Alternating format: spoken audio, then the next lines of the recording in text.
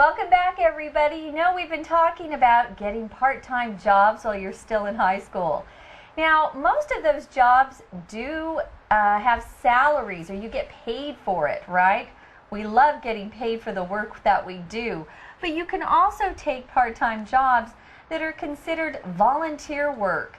So you offer to go help somewhere and you say, oh, you don't need to pay me, I just want the experience, or I just want to help out, that's great. Or you might do something called an internship. An internship is when you go work for a particular company for a short period of time, usually 6 months, and you don't get paid for it, but wow, you learn a lot while you're there. And sometimes when you graduate from school, they offer you a full-time job and then you get paid. Yeah, I was going to do an internship at a TV station, but I wouldn't get paid for it and I didn't know how I was going to support myself, so I couldn't do it. But in any case, that's what students do sometimes. They do volunteer jobs or do internships.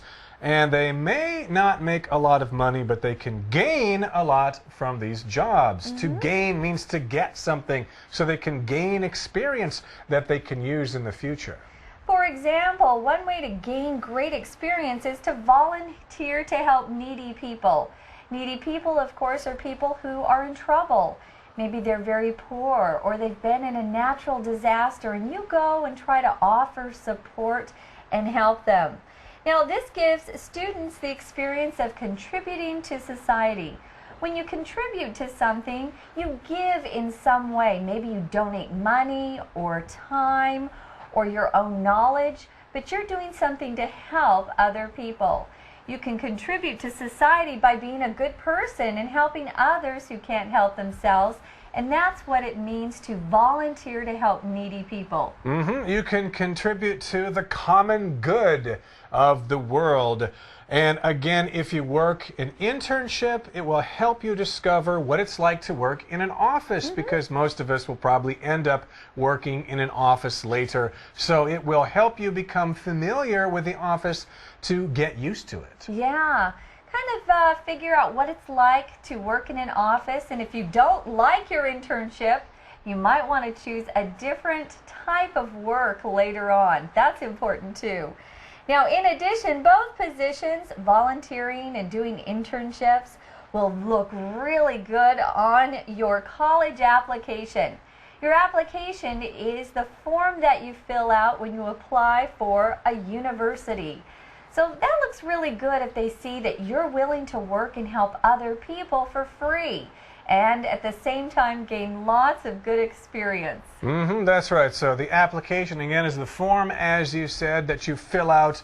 You can fill out a job application as well, or an application to a university, and the verb form of that is to apply, okay? To apply for a job or to apply to a school to get accepted, okay? So again, this is experience that you can put on your application, and the people will see it and they'll go, wow, you really did that? We'll let you study at our university, no problem. Okay, everybody, application here is our word power word. Let's take a closer look.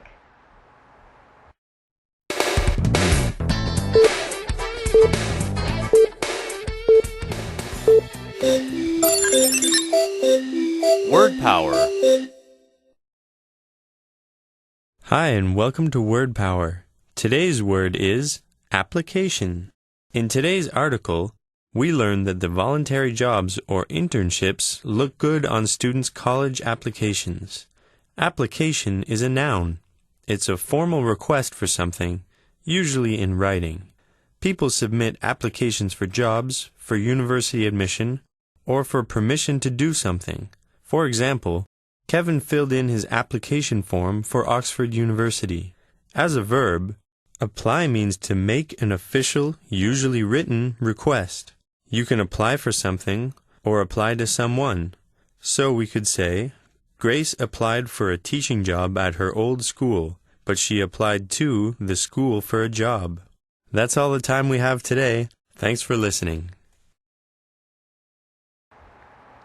Okay, everybody, it's time now to listen to our Chinese teacher, and then we will be right back.